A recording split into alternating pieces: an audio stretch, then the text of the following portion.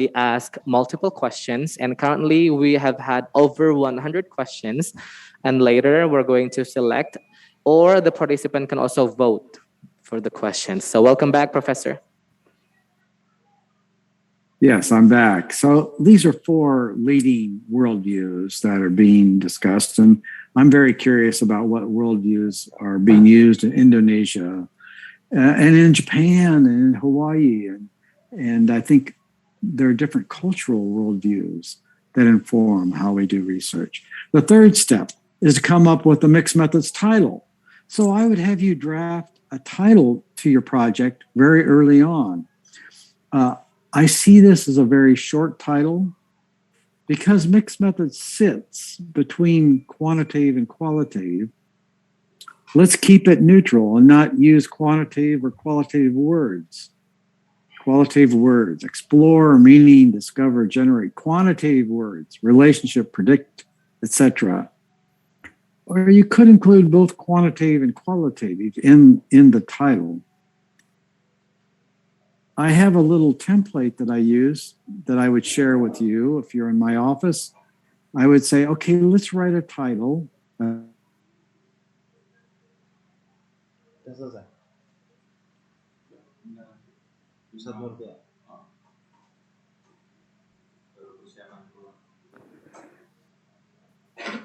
Okay, I would like everybody to also mark your calendar for the upcoming webinar series, because as we informed you earlier that today's webinar is actually the second out of 7 International Distinguished Scholar Webinar Series, World Class University Universitas Pendidikan Indonesia.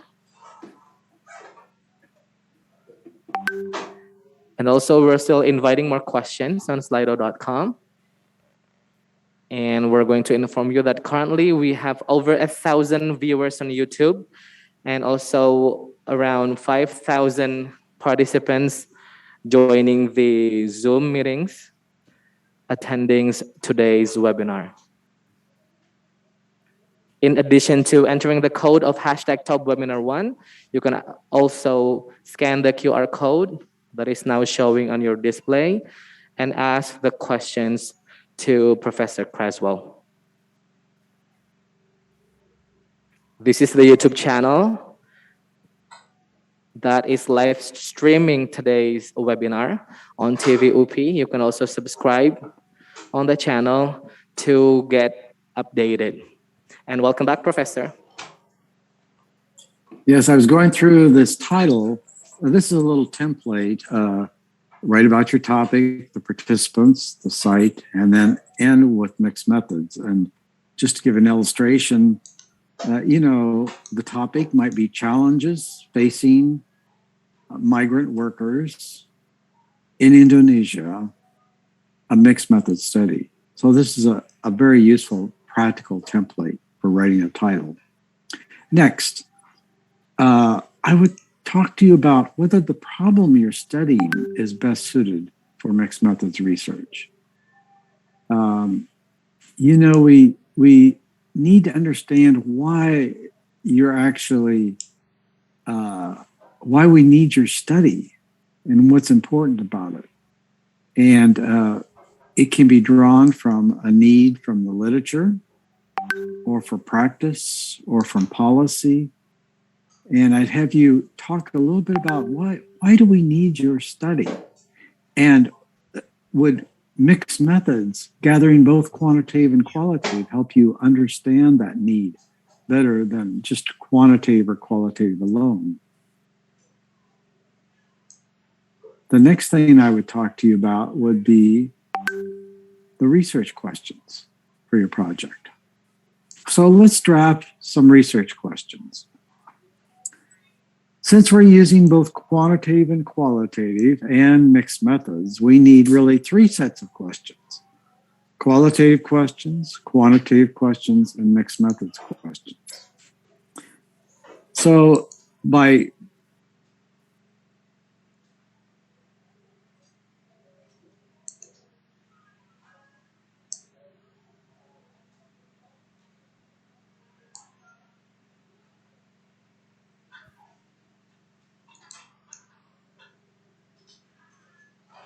So I would talk to you about your qualitative research questions. I'd actually have you write out what your question would be. These questions are often very open-ended and they explore using words like what or how, focused on a single phenomenon.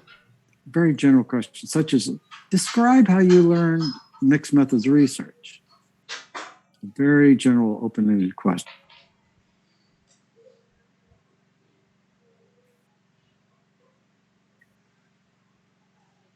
Then I would have you write down your quantitative questions, which can either be questions or hypotheses, but the main focus is what variables are you interested in measuring? Independent, dependent variables? Are you using a theory? Example would be, does a high level of motivation lead to a positive feeling about mixed methods research? Can you pick out in that example the variables? Motivation as an independent variable influences the dependent variable of positive feelings.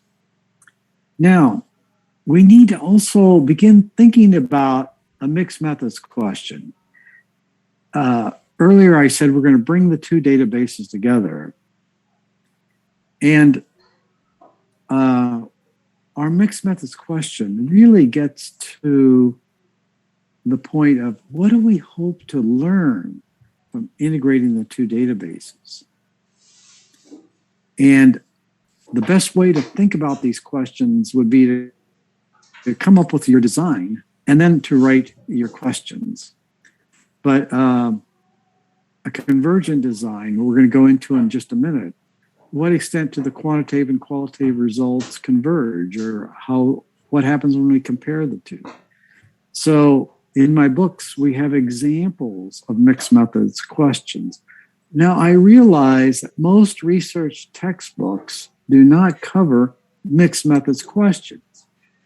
They also don't cover the integration of databases.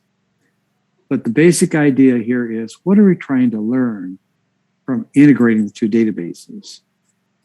For example, how do the ways of learning mixed methods research compare with the scores about positive feelings of it?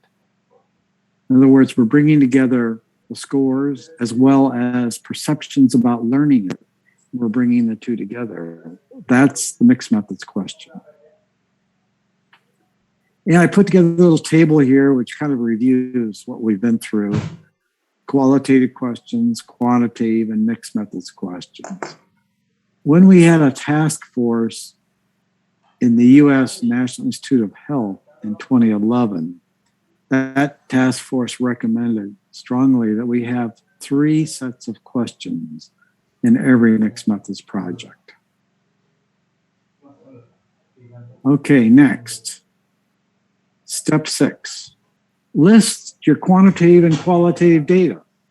So if we're going to bring these two databases together, first we need to separate them to see exactly what we're collecting quantitatively and qualitatively.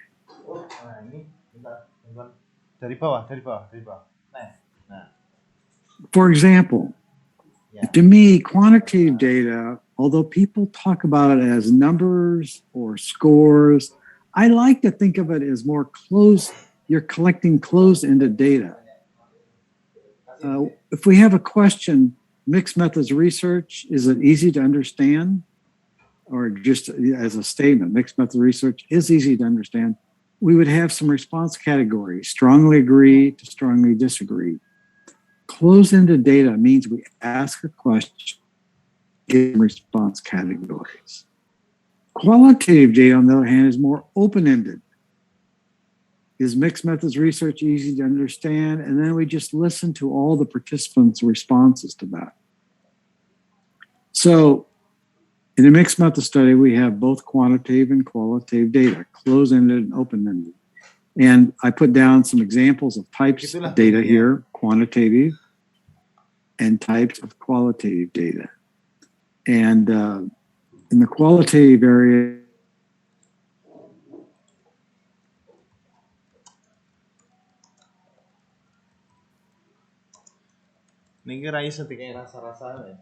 that we collect in a research study. Web pages, attitudinal instruments, one-on-one interviews, observations, diaries, journals, telephone interviews, Twitter messages, focus groups, photographs, videotapes, even in the health sciences, biological data. What I do is I have you think through all of your databases. We might even actually put together a page like this that lists all your different types of data. But I want you to organize this into quantitative and qualitative. This is what we're doing at Michigan in our workshops. Separate the two databases so we can clearly see all of the quantitative and qualitative. And in fact, when you write your study, have a section on qualitative data and then have a section on quantitative data and list the two because we want to then bring the two together. Now, some forms of data are both quantitative and qualitative. I understand that. But basically, we need to see these two types of data so that then we can begin bringing them together. Step 6, identify your type of mixed methods design. Now, a design means your set of procedures for conducting your research. When you go to my larger book and many books written on mixed methods, they talk about the different types of mixed methods designs. In the 1980s, we knew that people were using quantitative designs or procedures like experiments, quasi-experiments, single subject design, survey design. We also knew that people were using designs in qualitative, ethnographies, grounded theories, case studies. So the mixed methods researchers soon began developing an understanding of the types of designs. And what happened then were many different typologies and many names of designs emerged and many types.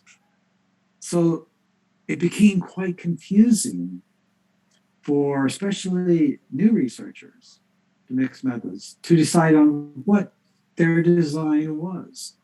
So Plano Clark and I came up with two categories of designs. Core mixed methods designs. Every mixed methods project has one of these core designs. I'm going to go through in a minute. And then these designs are often put within frameworks or procedures, such as an experiment, multiple case study, program evaluation, participatory study. We call these complex designs. Different terms are used other than complex. Advanced designs, embedded designs. My colleague Fedders at Michigan calls these scaffolding designs. But basically, we're taking our core designs and we're putting them into a more complex process or framework. And not all projects have that framework. First, core designs. You may be familiar with these core designs and may have read about them. A convergent design. A convergent design I call a one-phase design. We're going to collect qualitative and quantitative data, merge the two databases, and then make an interpretation. A slight variation on this is I call it a convergent design with data transformation. I'm seeing more and more of this in the health sciences, where you collect qualitative data and then you transform it into quantitative scores, and then you merge the two databases. So now you have a richer quantitative database because you've built some of the variables on people's perceptions gathered through qualitative data collection. So we're seeing more of this. An explanatory sequential design, an extremely popular design among graduate students. It starts quantitatively. I call this a two-phase design. It starts quantitatively where we collect data and then analyze it. And then we look at those results and we might have surprising, unusual results, outlier results. we follow up with qualitative data collection to explain those results in more detail and to make an interpretation. A two-phase, quantitative followed by qualitative. And then the third core design is an exploratory sequential design. Now, this is different than that explanatory because now we're starting qualitatively in phase one. And we analyze the qualitative data, and then we build some type of a quantitative assessment or measure. I call this quantitative design phase, that is built upon what we learned qualitatively. And then we test out in phase three what we redesign. So often our instruments, our measures, are not sensitive to a particular population or a sample that we want to look at. I'd say, for example, we can't just drop a Western depression instrument into South Africa, or we can't drop a Western depression instrument into Japan or Indonesia. Let's start first by collecting qualitative data, and then we'll use that information to actually modify or change existing instruments to make them more suitable for the sample that we're studying.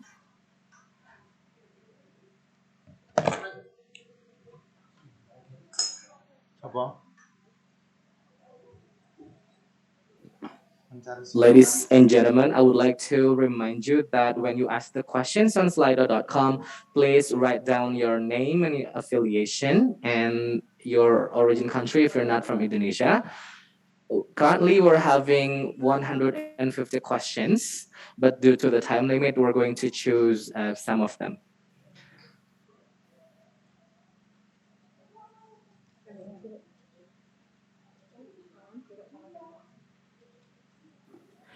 And I would like also to remind you that we still have more upcoming webinars. First one is on November 10th, 2021. And the talk will be about the global opportunity of addressing rising temperature from Kurt Sickman. And welcome back, Professor Creswell. Thank you. Yeah, so this exploratory sequential design is very popular in international global research because as we go into countries, we do need to adapt existing literature, measures, assessments in the literature. Well, people need to decide what is their core design. And I suggest that in every mixed method study, there's at least one core design. Are you simply gathering both quantitative and qualitative data in your project? Or are you beginning to put these two databases within some larger process or framework so that you have a complex design? For example, you can bring qualitative data into the framework of an experiment, intervention trial. Right here in the center, you see the experiment. And then you can gather qualitative data before the experiment in order to develop a good experimental set of conditions or to recruit participants. Or you can bring in qualitative data while the experiment is running, the convergent core design. Or bring in qualitative data after the experiment to actually follow up, because we know in a good experiment, we find out whether the treatment works, and we have some statistical values, p-values, confidence intervals, but we don't know why it worked. So we can follow up qualitatively. So one popular complex design is to bring qualitative core designs into the framework of an intervention trial. And this is a picture of my wife's study in Japan, where she had 4 phases. She brought qualitative data in before, right here, to explore, and to build an intervention, and then she followed up an intervention with qualitative data to understand those intervention results, and then she redesigned a final intervention trial. So this is a big project, but it uses multiple core designs that are embedded within an overall intervention study. We can also embed qualitative data into the evaluation. Let's say we want to evaluate a project. And there are steps or stages in our evaluation: a needs assessment, theory, developing instruments, testing them out, following up. But you see right here, this is really embedding an exploratory sequential design into the steps of a program evaluation. And right here, this is embedding an explanatory sequential design in the steps of evaluation. So this is an example of a complex design. We're embedding the core designs in the steps or stages of an evaluation project. So in time, we began thinking about how to decide what type of mixed method design you have. And I developed this flow chart. First, are you collecting both quantitative and qualitative data? If the answer is no, you don't have a mixed method study. But if the answer is yes, now the question is, how are you going to bring the two databases together? Are you going to merge them or connect the data? If you don't plan on bringing the two databases together, you really don't have a mixed method study, because mixed method study is based upon the integration of the databases. If your answer is yes, then are you going to be merging, actually trying to put the two databases together, merge them? If the answer is yes, you have a conversion design. If you're going to connect the two databases, one following the other, one building on the other, and qualitative is first, now you have an exploratory sequential design. Is quantitative first? Now you have an explanatory sequential design. So following this, then, do you plan to use these core designs within some larger process or framework? And often in large funded projects covering many years, we do have a complex design. If you're not bringing it into larger process framework, you're dealing with one or more of these core designs. But if you are, now what is the framework or process that you're using the core design in? Is it an experiment, intervention trial, case study, participatory action research project, evaluation, network analysis? There's a lot of possibilities. What's happening in the mixed methods world is that mixed methods is no longer seen as just a single standalone methodology, but it's being used in many different other frameworks and processes. So it's expanding its use because it can be used embedded within these larger frameworks.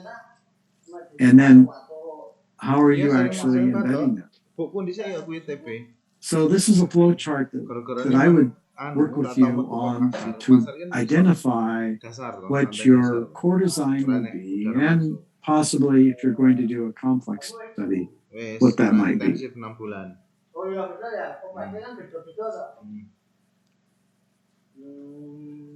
The next thing I would have you do is draw a picture of your design. These started almost 15 years ago in the mixed methods field. At the National Institute of Health, people were interested in mixed methods, but they said the projects are so complex, John, that I can't understand what's going on. So at that point, we started thinking about, well, how do we design the procedures for mixed methods research? Kasih sambal untuk buah. So if you have one of the core designs, Sambal remember there were three basic types: convergent, explanatory sequential, exploratory sequential. Well, here's how I would help you draw a diagram of your design. I would say get a piece of paper, or you could do this on your computer, and put a box in for quantitative and qualitative.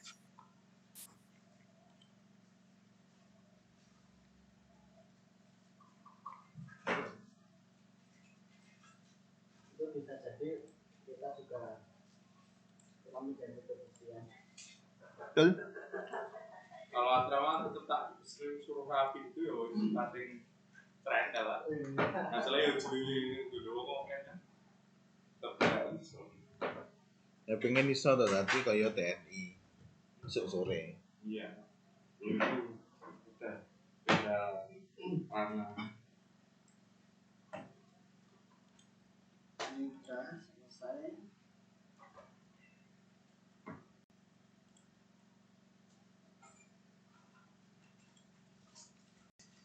Kayak timeline mas.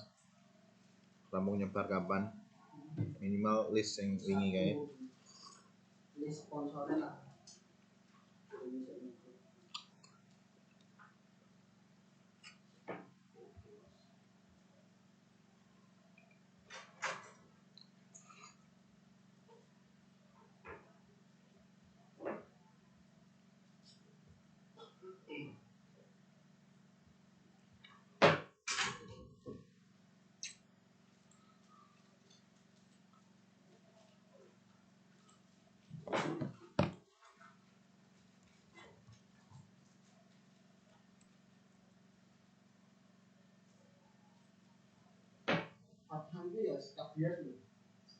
Kapan mau pindah?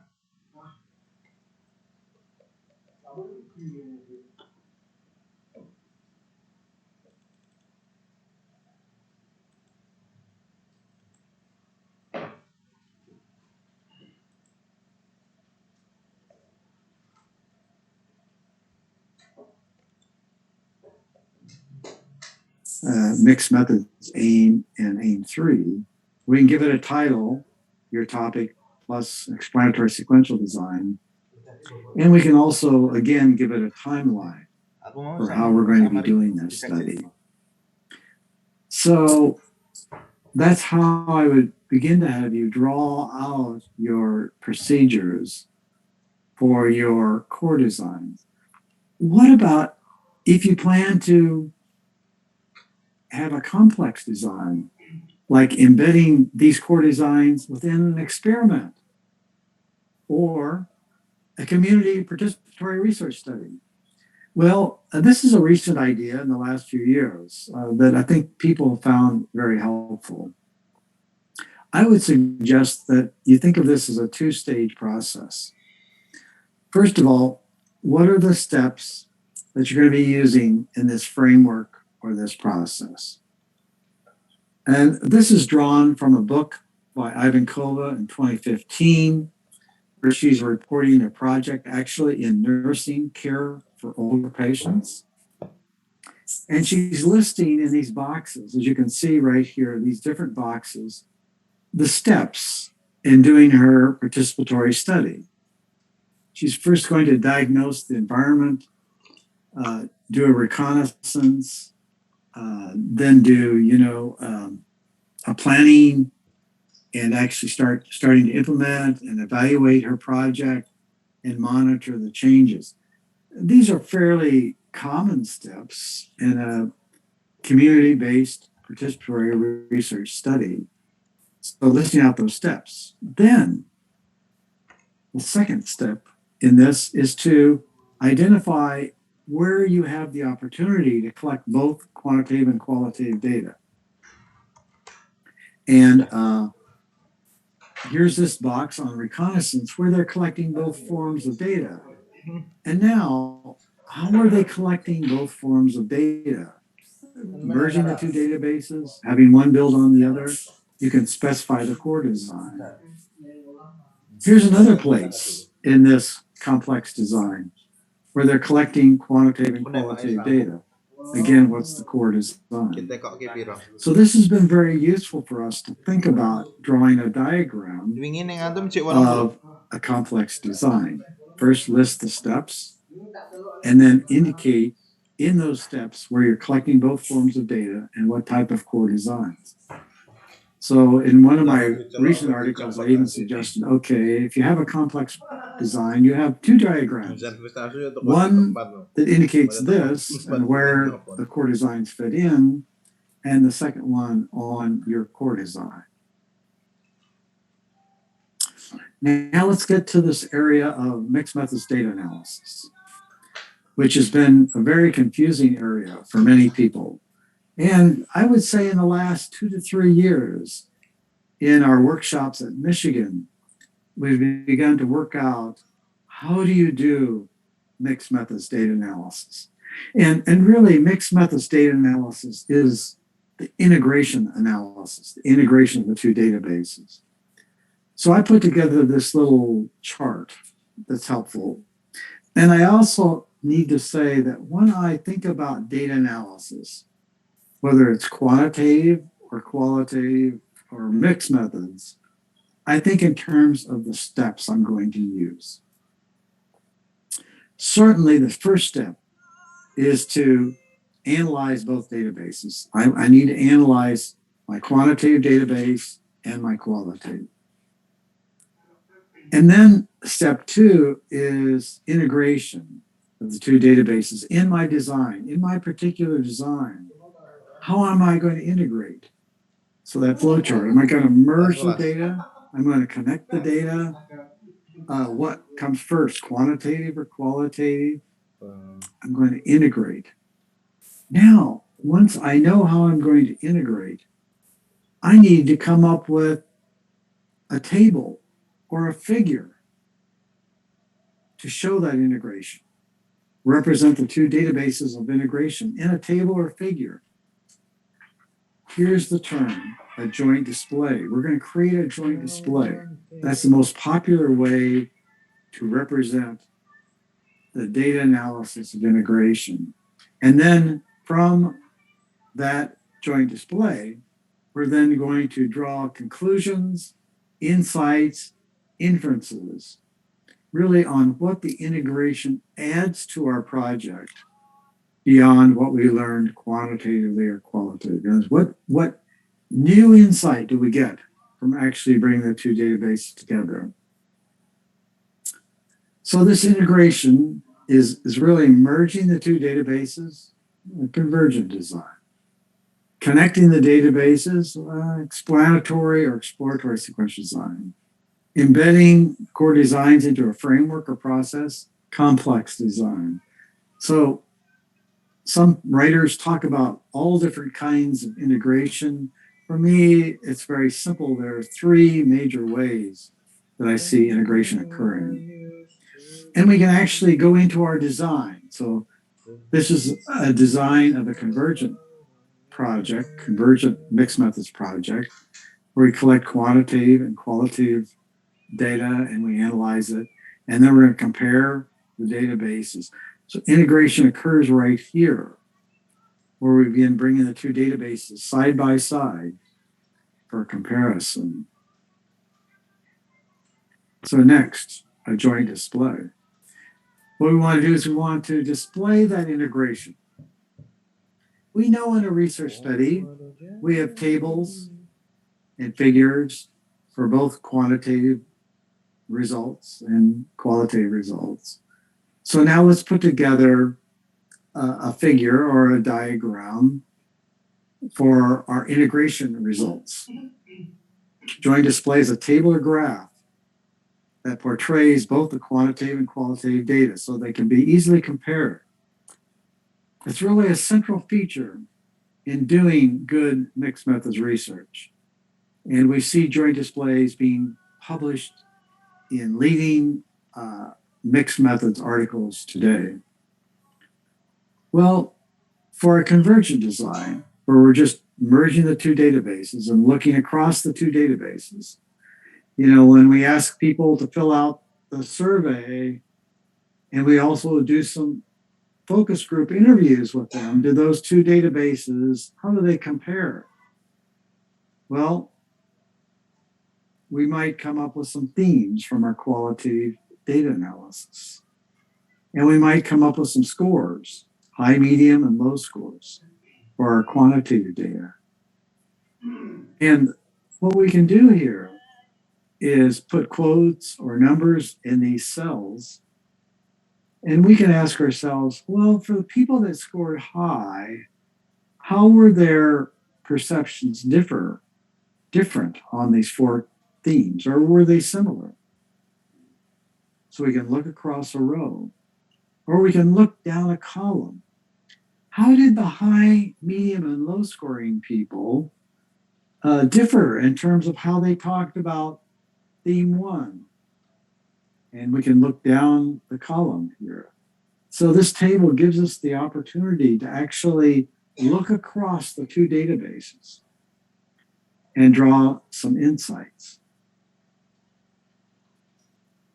Let me talk just for a moment about how I would draw out this diagram, this joint display.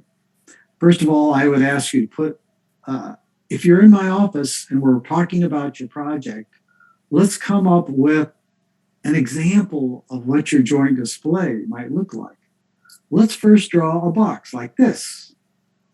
And if you're going to do exploratory sequential design, remember that's qualitative, followed by designing or modifying a quantitative instrument, followed by testing out that instrument. So let's put 3 columns in here. And also we want to look for insight. So we're going to look for our inferences across this. So phase 1, we're going to order these columns in terms of the phases. Phase 1 is qualitative. I'm bringing in a Hawaiian leadership project here.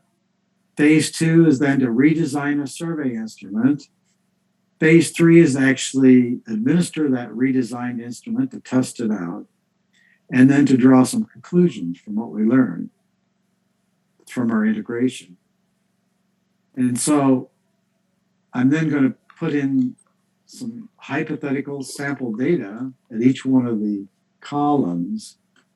You know, here were the themes I came up with after I gathered my focus groups. Here were some of the quantitative results from a survey instrument that I administered. This is a modified instrument. And then when I actually tested out the instrument, here were some of the quantitative results. And then the insights, looking across the row here. What are the practice research insights? What are the research insights, etc.? So that's kind of how I would draw a sample joint display. Now, once we have the joint display, we need to look across the databases and draw some conclusions about what we learned from this integration. This is called inferences or meta inferences. It's called meta because we have quantitative inferences and qualitative inferences, mixed methods.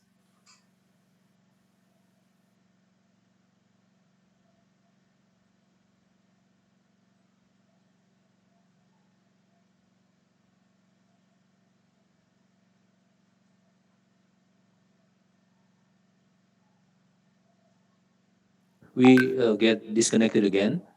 So we will extend our timing probably until 11 o'clock because this is Friday.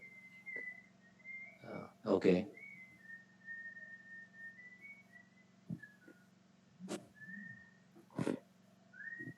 And also allow me to again inform you the upcoming webinars in commemoration of Universitas Pendidikan Indonesia 67th anniversary or Dies Natalis. The first one will be on November 17th, 2021. And the topic of the talk will be about dark academia, who's afraid of the neoliberal university, delivered by Professor Peter Fleming, and acting or serving as the moderator will be Dr. Vina Andriani. Next one, on November 22nd, 2021, the topic of the talk will be about universal access to modern clean energy, and Professor Dr. Haji Muhammad Ali will be moderating the session. And the third one, the talk will be about multi-representation in science education, which will be held on November 26th, 2021. And welcome back, Professor. Yeah, sorry for the interruption again, but I was telling you that this is a joint display table, and we've added a column here and a row for inferences. So we can actually write in this column, in this cell, what conclusions we draw from looking across these themes, say for the high scoring people, or when we look at the high, medium, and low scoring people, how do they speak differently about this? So I would have you draw a joint display and add into it inferences.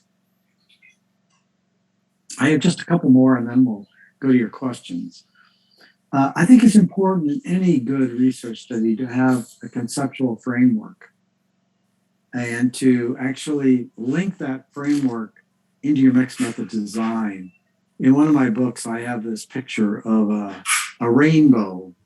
You know, a conceptual framework or a theory is really something that goes over the entire project and helps explain what you hope to learn in your project. And I also reported in one of my books this picture that theories or conceptual frameworks can just start with basic hunches, ideas, what you hope to think you'll find, to a conceptual framework or theoretical rationale that's actually in the literature, to applied theory and grand theory that have been tested over and over again.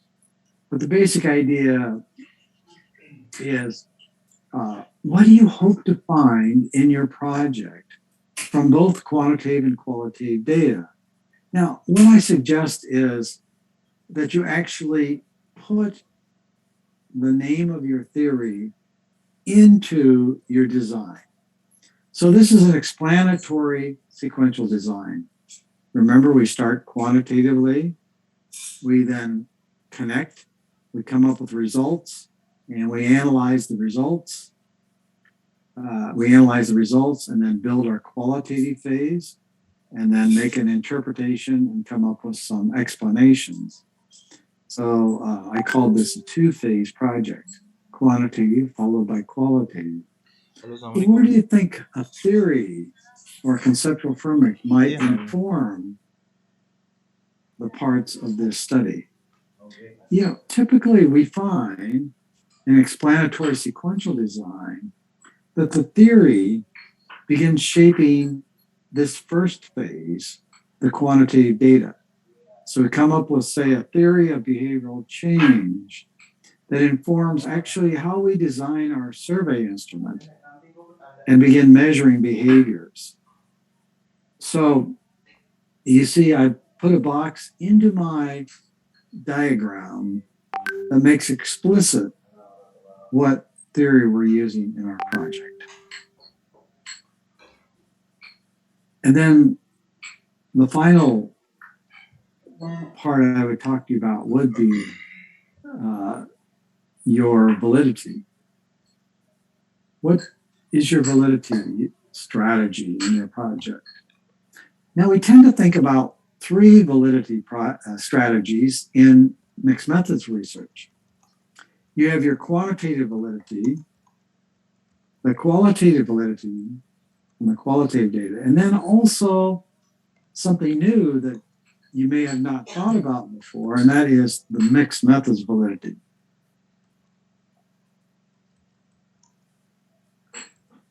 Quantitative validity you may be familiar with, instrument score validity, design validity, internal validity, external validity, some of the threats to this. So we need to think about how you're going to validate the scores and the instrument that you're using in your quantitative study. Well, qualitative research also has its strategies for validation. when you're doing a qualitative study, the researcher makes many interpretations. You read through the focus group transcripts and you interpret what the codes are and what the themes are. But how do we know whether that interpretation is good and accurate? So we have strategies for checking the accuracy of our qualitative findings, results. Member checking. You know, you take your codes and themes and your stories back to people, participants that have been in your project, and you ask them. I usually conduct a Tambahan focus group, nutrisi. and I'll say, here are the codes and themes I've come up with. Are these accurately reflecting your understanding?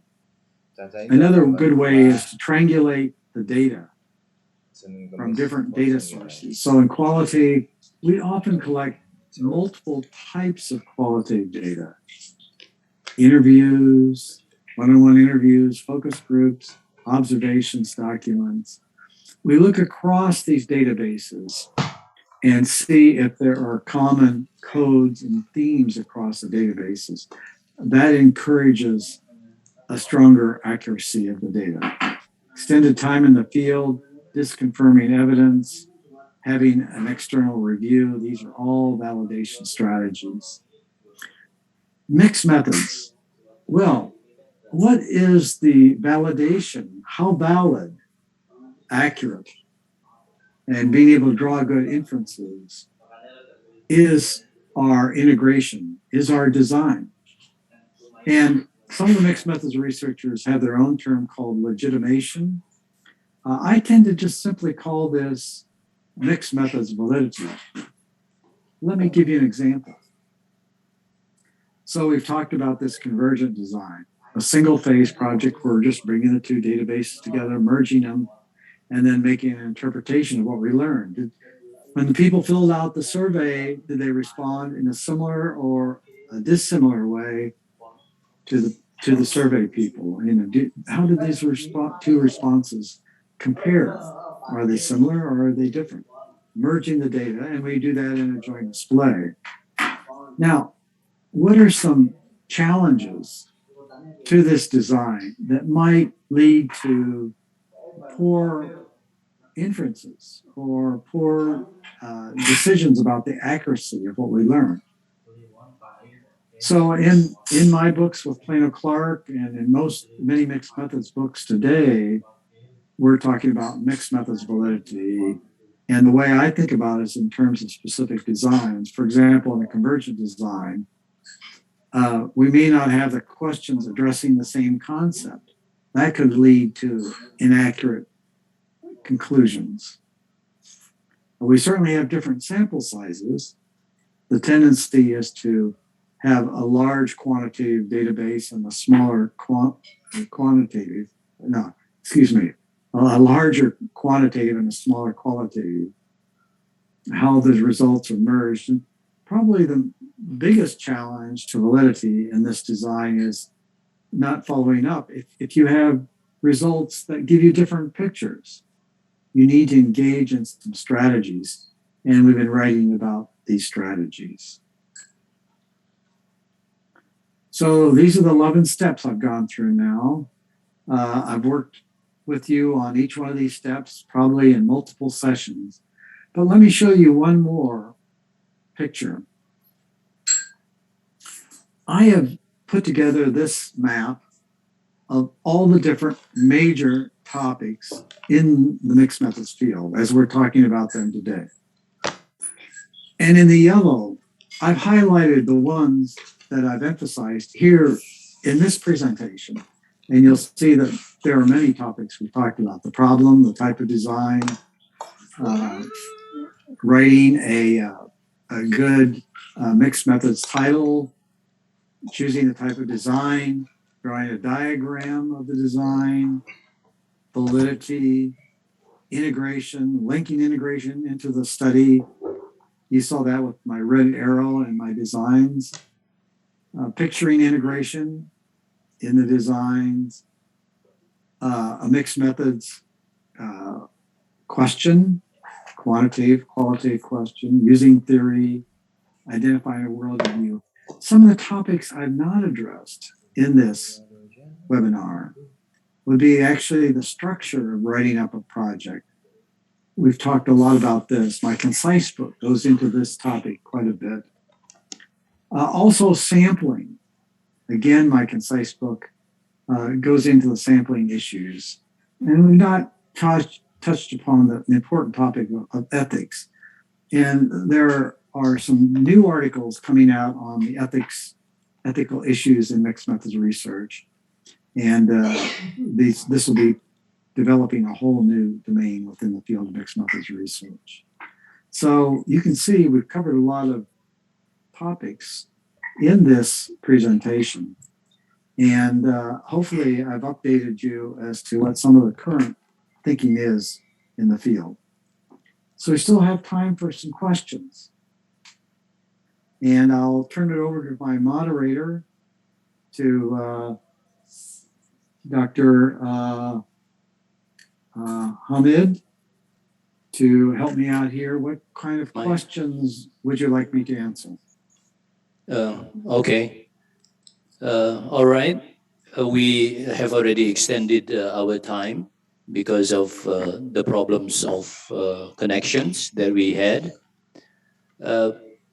So this is an example of how we validate our knowledge about mixed methods research by listening to Professor Criswell's presentation.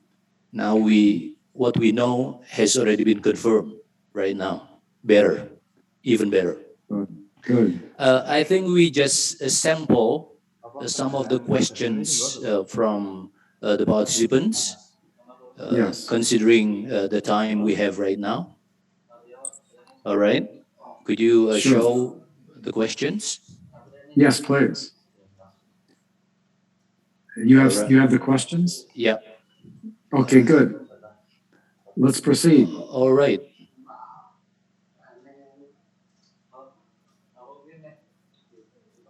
Yep. Question number one Yes. is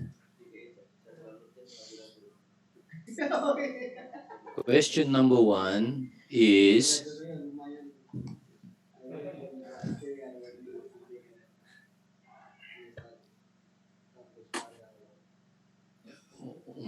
where is it? Ah, No. Okay. Okay. All right. It's very small. I can see that. Yeah. If you can read it, the one blued. Absolutely. What about Absolutely. philosophical issues?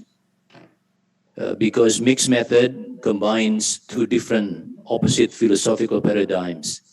How to Yes. synthesize the two different views? Go ahead. Yes. Yes. Well, and I'll try to keep my answers very short here because so we can get in as many questions as possible. This is a very important question being asked. And yes, because quantitative has certain philosophical views and qualitative has certain philosophical views, you're bringing the two together. What mixed methods researchers have looked to would be a paradigm that allows both views, even though they're opposite. I showed you that table of the four paradigms or worldviews that are being discussed in mixed methods. Pragmatism says you can have multiple worldviews. And in a study, you will report that you're using both worldviews. The dialectic pluralism worldview also enables you to synthesize. In fact, they say that there's some advantages to having different worldviews. If, for example, we're doing an explanatory sequential design, we're starting quantitatively, so I would report that worldview. We're moving then to qualitative, I would report that worldview. We may then even advocate at the end, so there's participatory worldview, so there may be three different worldviews. So you can mix, you can have multiple worldviews in a mixed method study. And pragmatism is one that especially allows you to incorporate different philosophical issues of different worldviews. This is probably related to the second question, which is about bias. The qualification of the researchers themselves. How can we avoid bias because of misunderstanding of the issues? Mhm. Well, in the past, in quantitative research, we try to avoid bias. And we have many strategies for doing that. In qualitative research, on the other hand, we try to report our bias. I think one way I would suggest to bring these two approaches together would be to have a worldview that crosses both quantitative and qualitative, and to talk about your bias as well as talk about a need to avoid bias in a project. So many people will include both biased perspectives in a mixed methods project. I tend to favor more of the qualitative project. If you have bias as a researcher, you need to talk about your experiences and the biases that you're bringing into the project.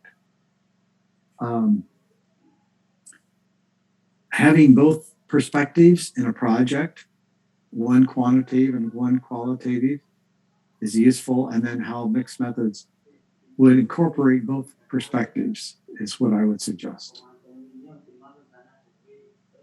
That's a great question. And I don't think it's been completely resolved, but people still report both biases in a mixed methods project. Let's take the next one. The next question is from Malaysia. How can we identify our research work, which need to be conducted using mixed methods rather than using only quantitative or qualitative method? I think you have already explained that in your presentation, actually.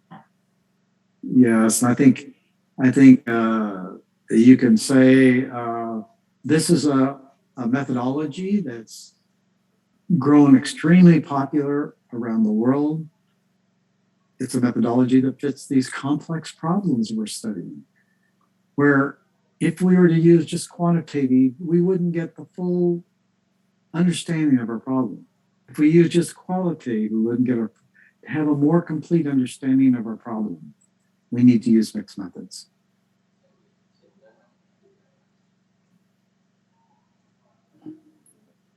Can we use mixed method and integrate them with a prototype development model?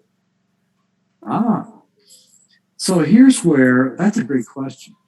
Here's where the prototype development model. Now, I'm not exactly familiar with these that you mentioned, but are there phases or stages in that model? So we have a complex design, mixed methods design here. First, list the stages, and then look at in each stage, see where you have the opportunity to collect quantitative and qualitative data and bring in a core design. That could be a convergent, explanatory, or exploratory core design. So this would be, I mentioned the different complex design applications that we tend to talk about: experiment, action research, evaluation, case study. But prototype development is yet another process or framework that you're going to embed mixed methods into. Okay. Next question is, how can we convince the results of the research with qualitative methods in policy research? Because many people doubt the results of the research from qualitative one.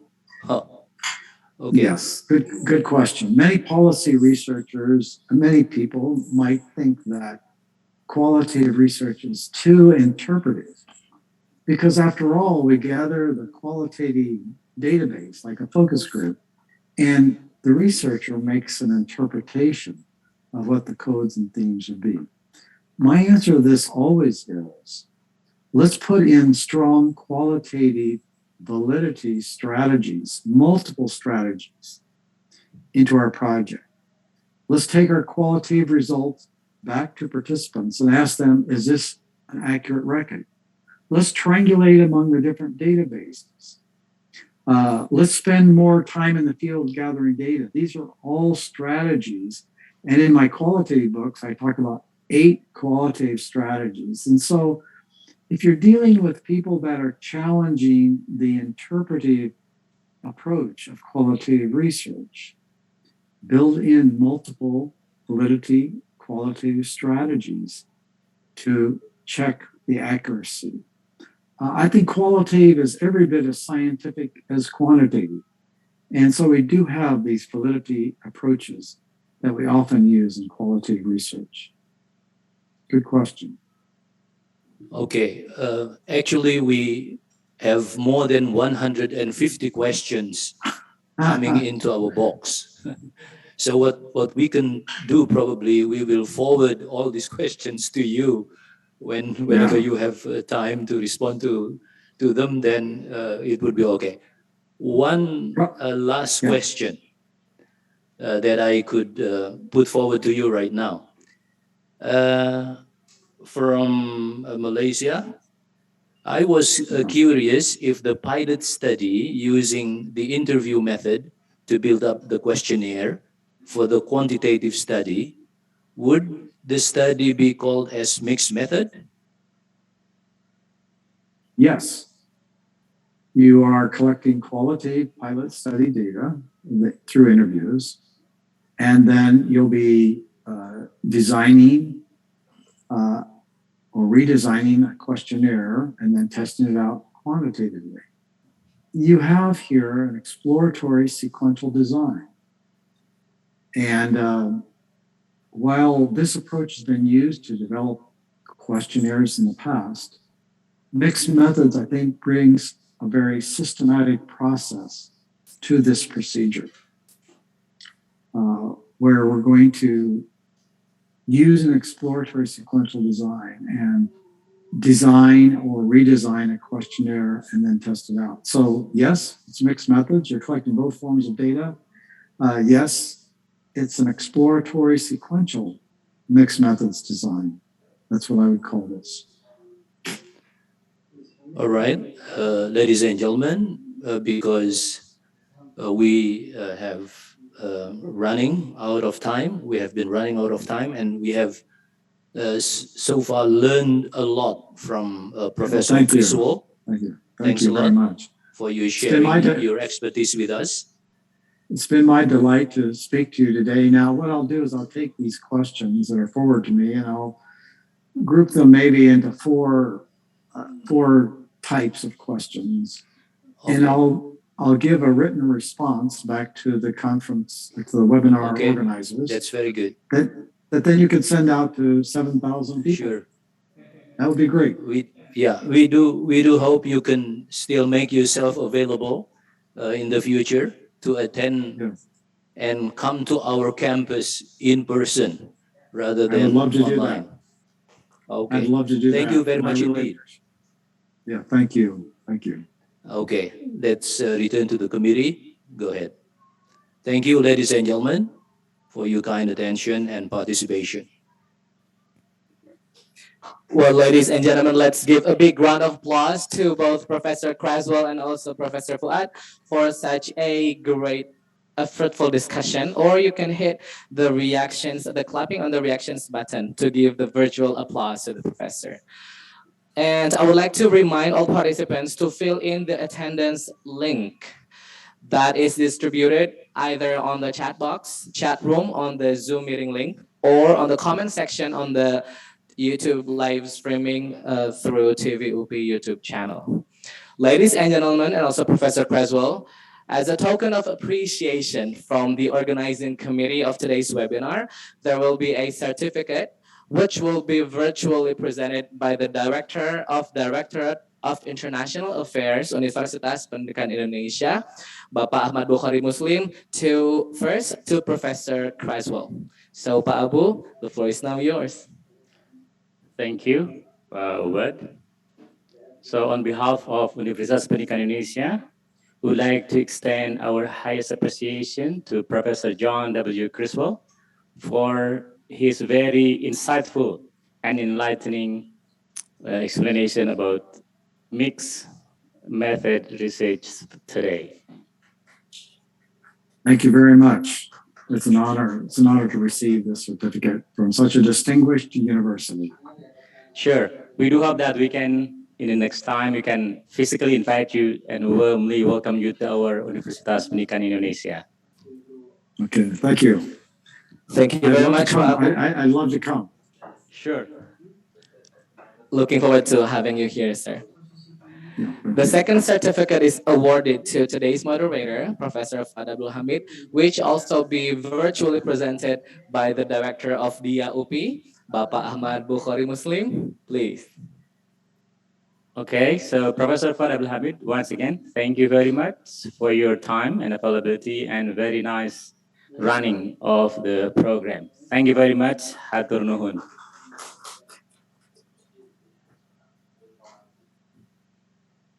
Ladies and gentlemen, now we have come to the end of today's webinar. But before that, I would like to inform you that further information regarding the upcoming webinar series organized by DIA UPI can be found on Instagram account of DIA UPI at dia.upi, that is at dia.upi. And please mark your calendar. The nearest one is going to be on November 10th, 2021. And the talk will be about the global opportunity of addressing rising temperature by Kurt Sigmund, Director of Adrian Arts Rockefeller Foundation, Resilience, Washington, D.C., USA. And the second webinar is going to be on the 16th of November, 2021. And the topic of discussion will be about heat stress and adaptation possibilities for human in cities, which will be delivered by Professor Andreas Matsarakis, a member of Research Center Human Biometeorology of the German Meteorological Service, University of Freiburg, Germany. The next one is going to be on the 17th of November, 2021.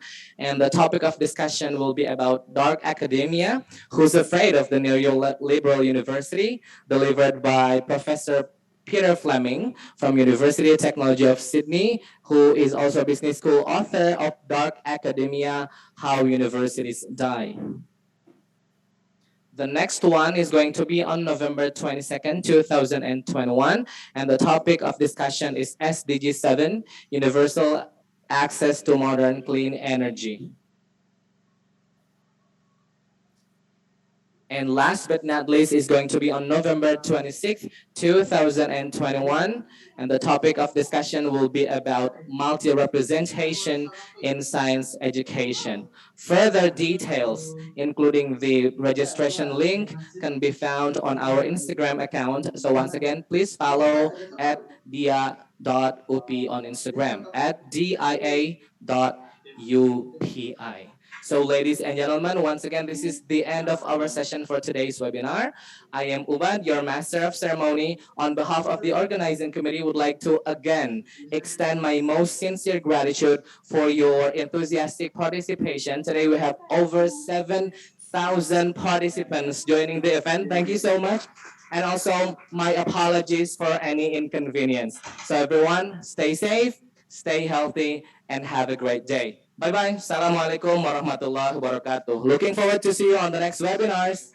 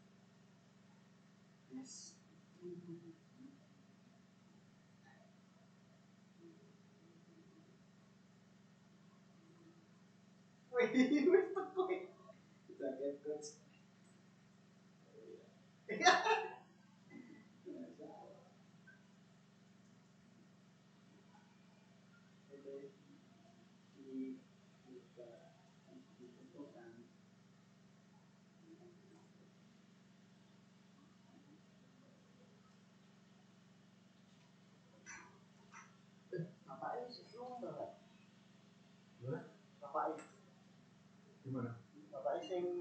Asik. Ya belum loh kak. Belum mau gue belum. Oh masih motornya masih.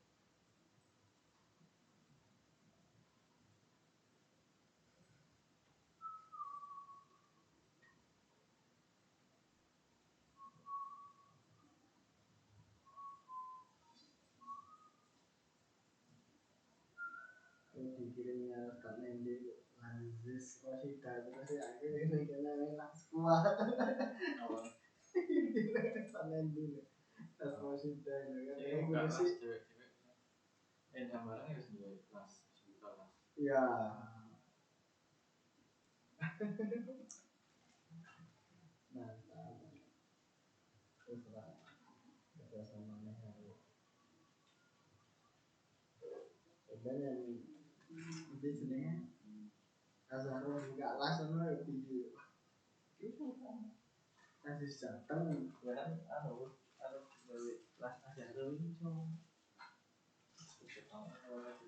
kayak jadi anaknya. Oh ya ya ya.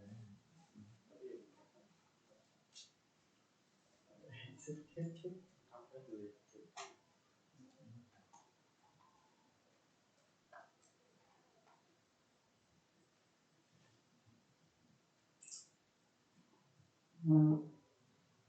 Wes cicek. Wes tadi ya. Saya kembalikan ke dindingnya. Oh iya.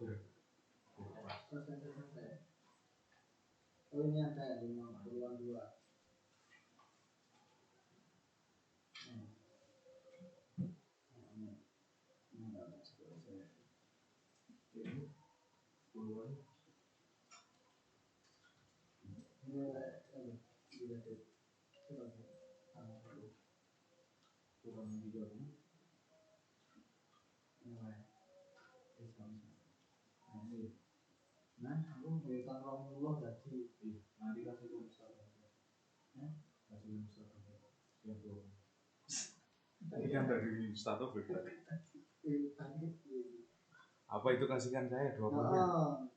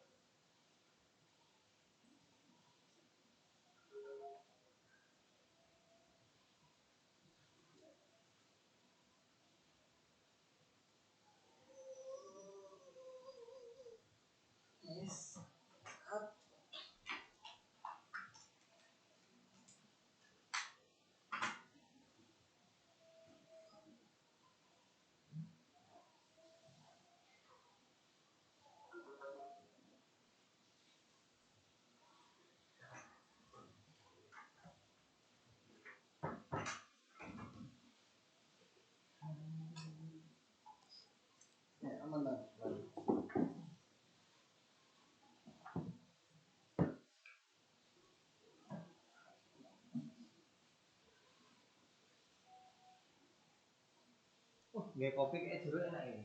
Ya. Kan tambah kesentuh.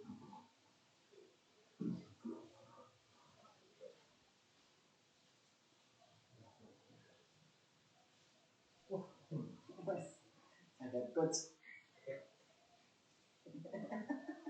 Logonya apa itu? Ya, Eling. Nah, turun dulu. Jangan logonya Bapak. Iya, Bapak.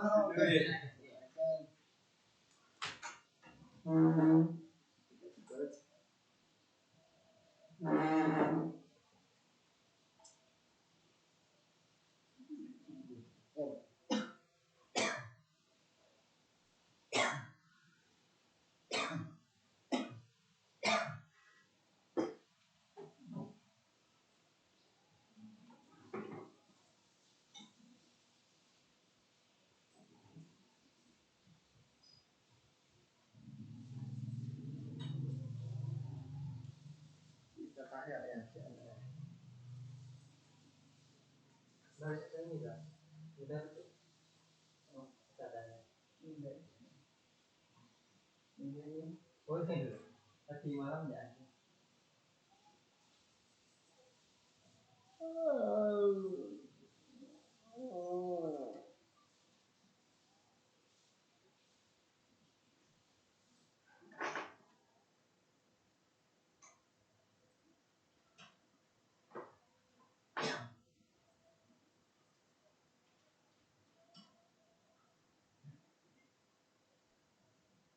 Iya, tuh kok online tak bilang. Ada itu ya tuh online. Iya, kalau tak punya bisa tahu begitu. Tuh nang sebalik itu. Kemarin kan ambil dari rumah di sini. Di baca kita di bawah ini. Terus tuh kukui sing dia di bawah ini tuh.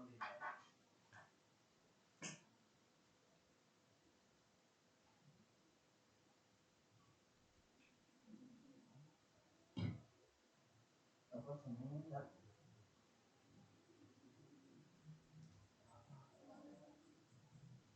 Ada jenengan sing headset ini enggak? Nah itu baru beli online. Kenapa? Oke, kok larang? Kan welas kok belum. Enggak bayar dia.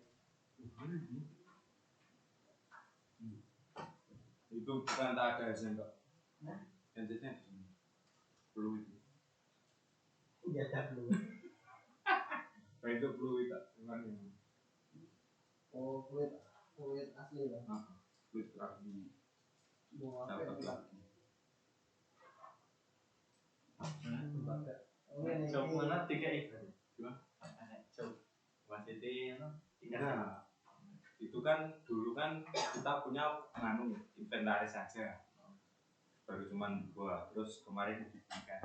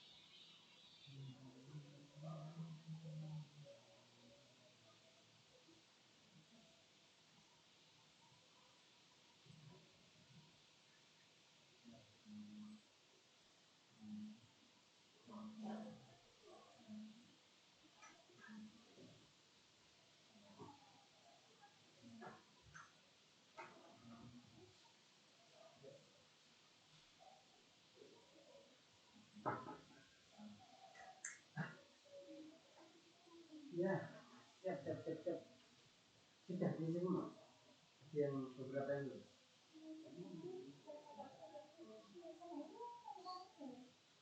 Ini nggak usah kan? Soalnya kan kita di pondok. Langsung nanti kepala sekolah. Masih ya? Ini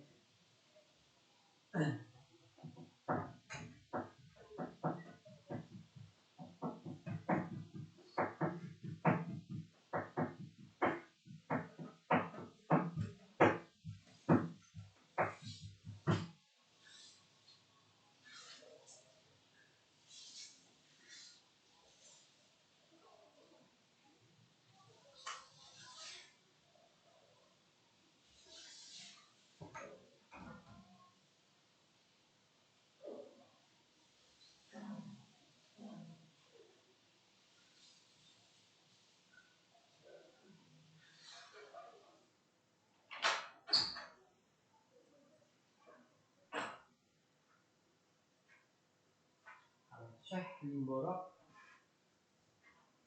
Apa ya? Mantap, Syekh Limborok. Buat kayak gitu yang banyak kan. Nanti Jumatan, kok Jumatan disekat. Mantap. Gimana anak itu loh kan? Rekaman aja, nggak usah pakai video. Rekaman tadi posisinya ya dia itu pakai podcast.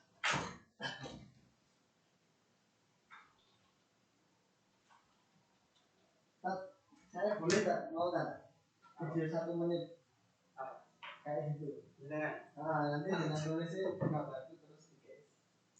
Oh apa kayak pidato apa untung ya tilawah enggak mau untung singkat atau motivasi singkat gitu. Iya sebenarnya setiap ustadz ya boleh saya mau saya tujuh motivasi dulu.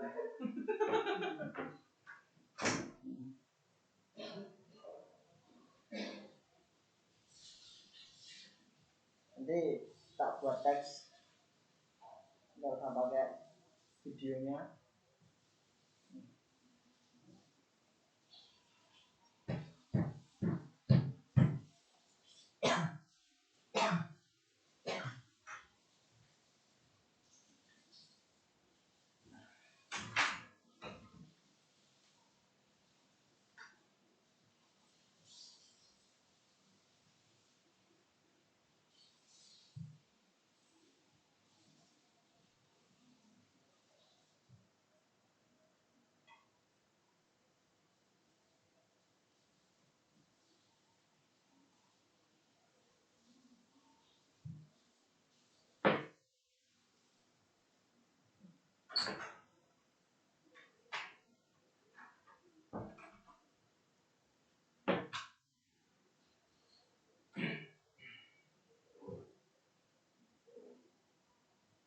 Ditinggal karena lagi perang minggu itu depan kafe. Iya kayak paling bukan Tadi minggu. rem anu kan jangan itu kan rem apa sebelum kastol Mau minta lu juga lah nak kita. itu rem kastol wah watet temen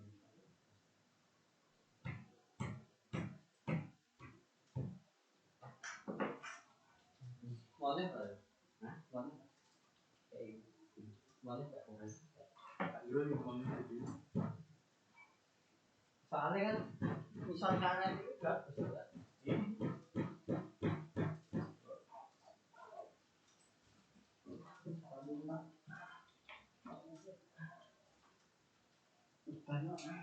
Demi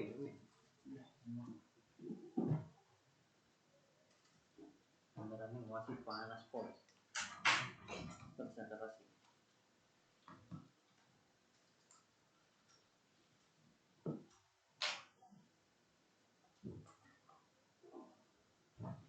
mesti balik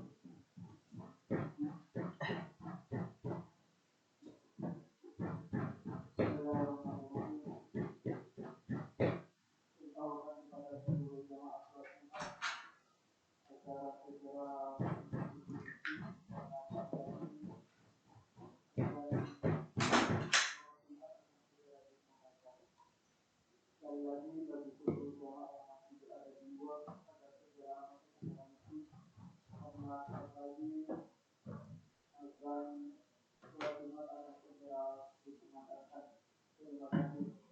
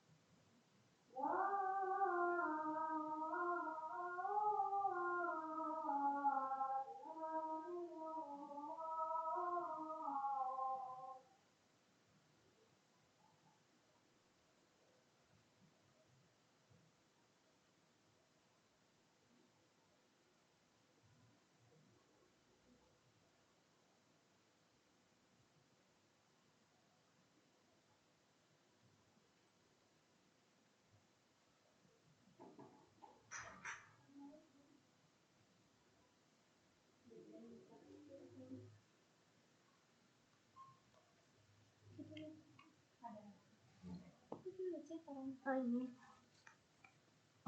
Sini aja.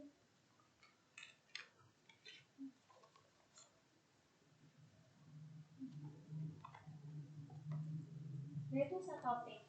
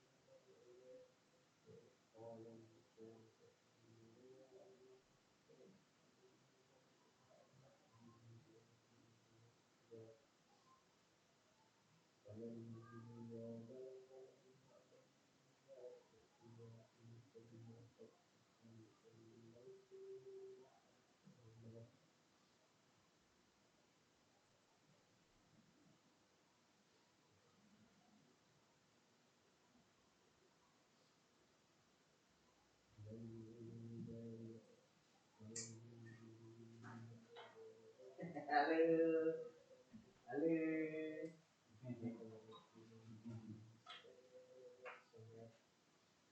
Halo, assalamualaikum. Mas Osi lagi ngapain? Oh, mainan laptop. Baterainya apa masih? Masih? Ya. Biar pinter ya. Ya. Sama siapa mainnya? Sama adik. Sip. Ya. Sama adik yang rukun ya. Ya, adik diajak main. Jaga ya. Ya, sip. Mas Asu sudah makan belum? Apa? Oh, belum. Ya makan dulu. Oh iya. Oh, passwordnya tanda ketik kebalik itu di sebelahnya angka 1, di paling kiri di atasnya tab, di atas tab sama di sebelah kirinya angka 1 itu ada seleret itu.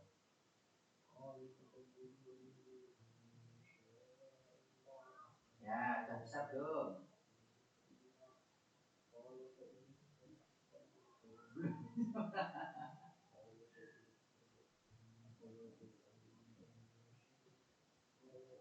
Bisa.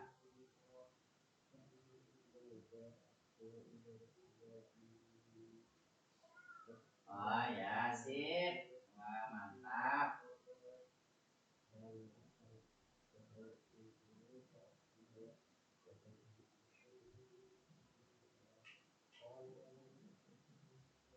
Ya wes, saya tak makan dulu ya Mas ya. Ya, tuh belajar sama adik ya. Assalamualaikum. Dadah.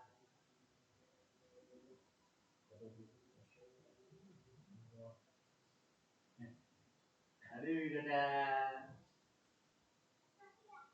Apanya? Baterainya? Baterainya masih enggak. Kalau habis ya berarti dicas dulu. Nanti sore lagi. Baterainya masih enggak. Oh ya sudah, dicas dulu. Nanti sore mainan lagi ya.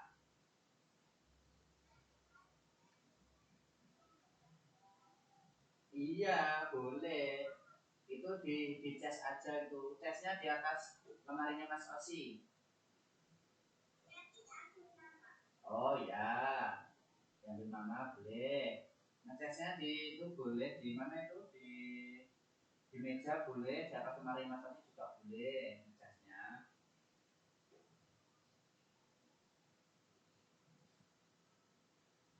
Lihat ayah enggak? Pakai apa ayah?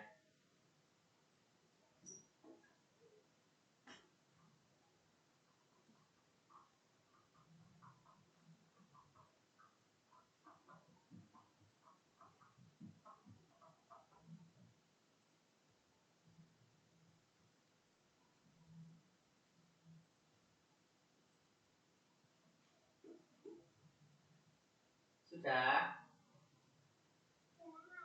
Ya, ayah tak makan dulu ya. Teleponnya dimatikan, nanti sore telepon lagi boleh ya. Assalamualaikum. Dadah. Pencet yang merah.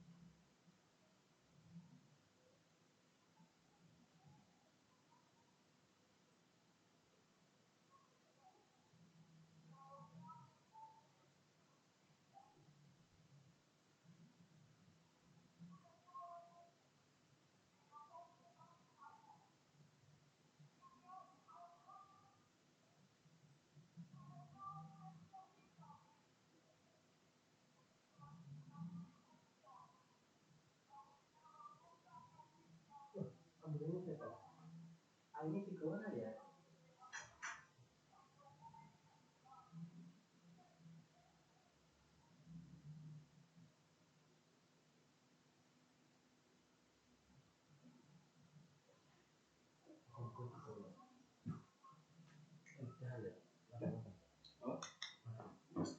Yang bulan ini yo Beras Pak.